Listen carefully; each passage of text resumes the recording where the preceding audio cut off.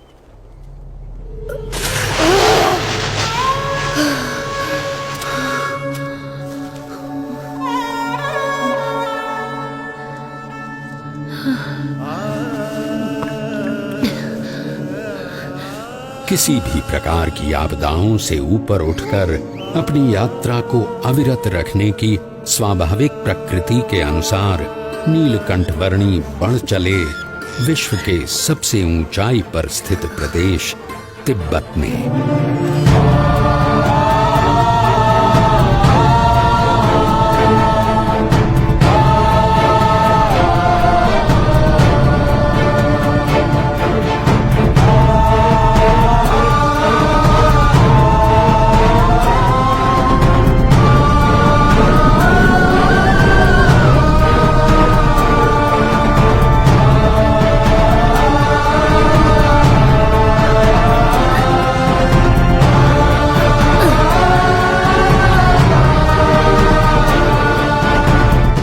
मानो कोई भी विपत्ति ऐसी बनी ही नहीं थी जो नीलकंठवर्णी के सदा आगे बढ़ रहे चरणों को रोकने में समर्थ हो। चाहे वो सफेद बर्फ से प्रतिबिंबित होकर आंखों को चौंधिया देने वाली सूरज की किरणें हों या साक्षात मृत्यु के समान उमड़ते बवंडर।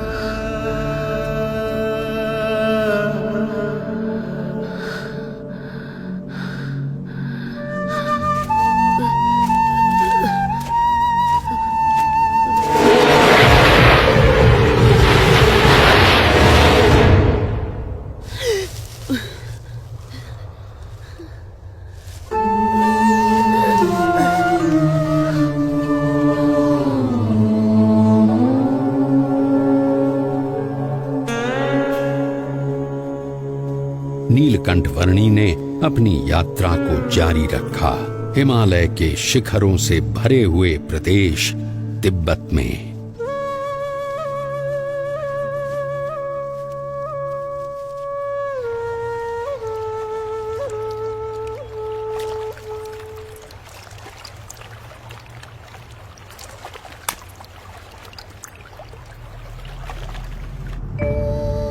हिमालय के उत्तुंग बर्फीले पर्वतों का विश्व तिब्बत, जिसकी औसतन ऊंचाई 16,000 फीट है और जो विश्व की छत कहलाता है, वहां शीत ऋतु में 0 से नीचे 40 अंश तक के तापमान में नीलकंठवर्णी अकेले मानसरोवर की ओर बढ़ रहे थे।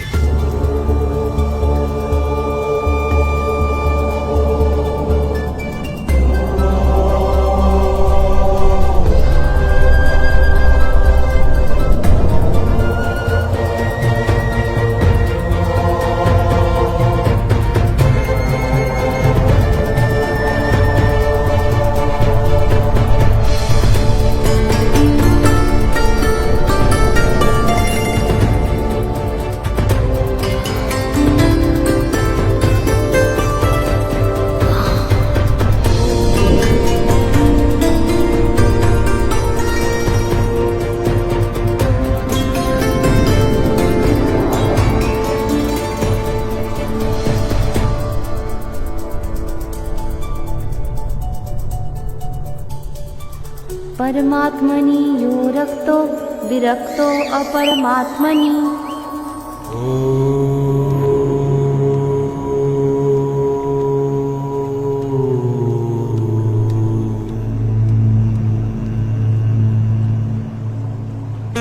ज्योतिर्मठ से मानसरोवर की यात्रा शुरू करने के लगभग 4 महीनों के समय में नीलकंठ वर्णी आ पहुंचे कैलाश पर्वत के निकट स्थित क्षेत्र में।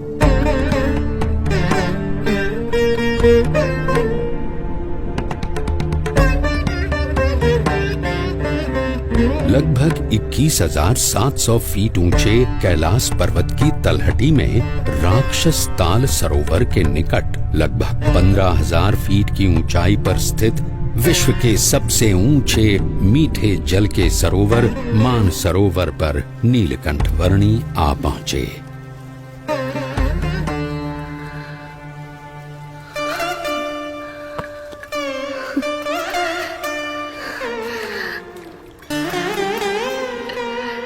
मानस क्षेत्र की प्राण घातक शीत ऋतु में नीलकंठ वर्णी ने संकल्प किया लगभग 320 वर्ग किलोमीटर में फैले हुए मानसरोवर की लगभग 88 किलोमीटर लंबी परिक्रमा करने का।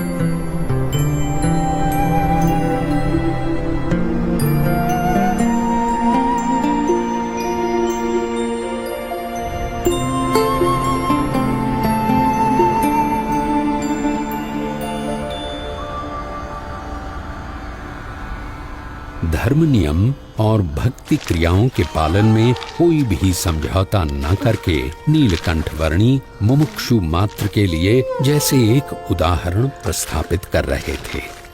जहां शीत ऋतु में पीने के लिए भी पानी की व्यवस्था उपलब्ध नहीं थी, वहां भी स्नानादिक नित्य नियमों का पालन करते हुए भक्ति पूर्वक नित्य पूजा के नियम को भी दृढ़ रखते हुए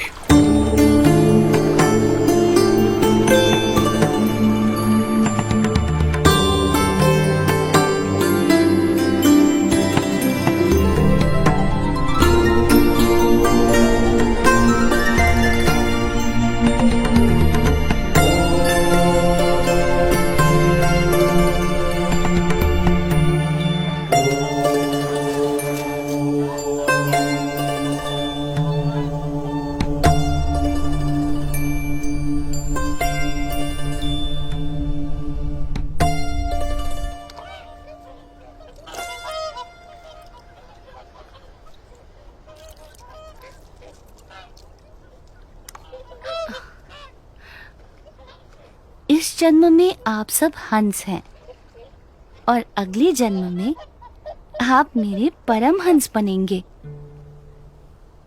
इस जगत में साधुत्व के जो परम विशिष्ट आदर्शों का सृजन होगा, उसका आप सब हिस्सा बनोगे।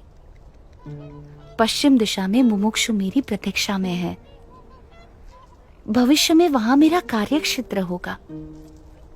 समय आने पर आप सबको वहां मनुष्य जन्म मिलेगा। मैं वहीं आपको मिलूंगा।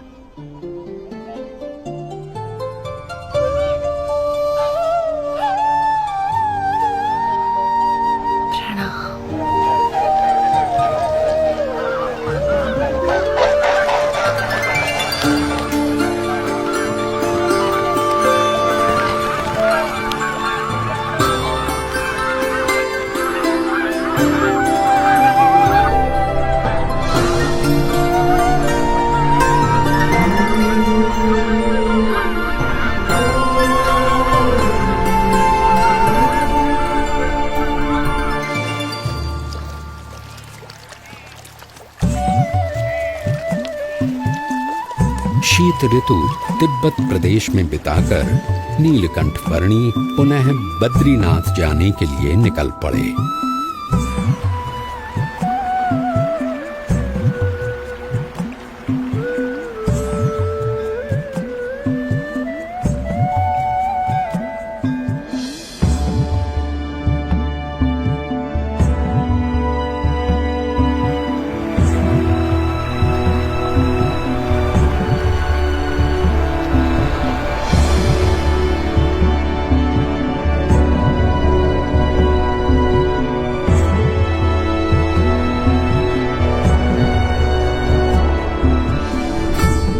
अलकनंदा नदी के किनारे स्थित बद्रीनाथ में नीलकंठ वर्णी पुनः आ पहुंचे।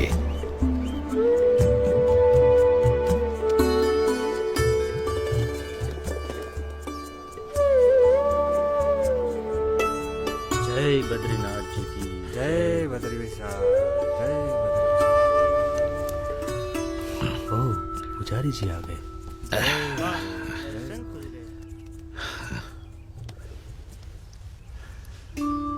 नमो नारायण, नमो नारायण। जय बद्रीनाथ पुजारी जी।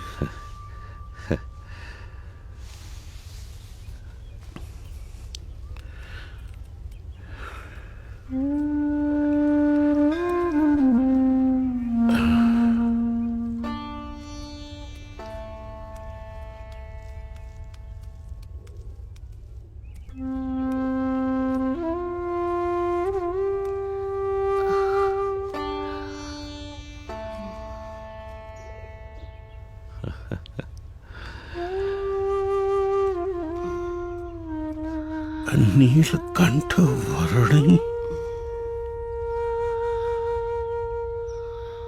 आप नीलकंठ वर्णी हो? जी पुजारी जी। अरे प्रभु, जब भी आपको याद करता था तब चिंता होती थी कि आप किस हाल में होंगे, जीवित भी होंगे या नहीं। जाते समय मैंने आपको कहा था ना कि मैं आपसे फिर मिलूंगा, सो आ गया। परंतु आपका शरीर?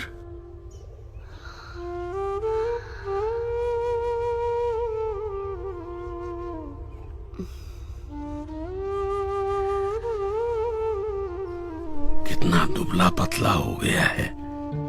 चलिए, सबसे पहले कुछ अन्न ग्रहण कर लीजिए। आइए प्रभु, पधारिए। यहां से चलिए प्रभु, इस तरफ से पधारिए।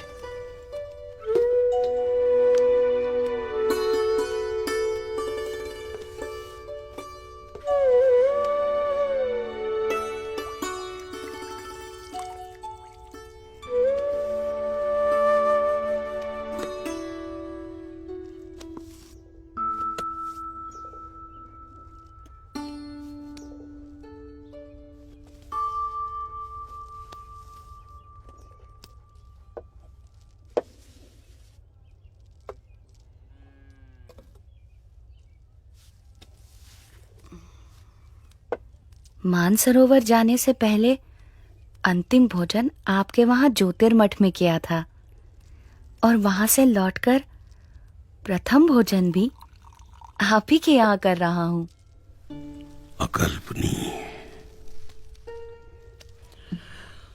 वहां ऊपर 6 महीने तक आप क्या खाकर जीवित रहे? वायु।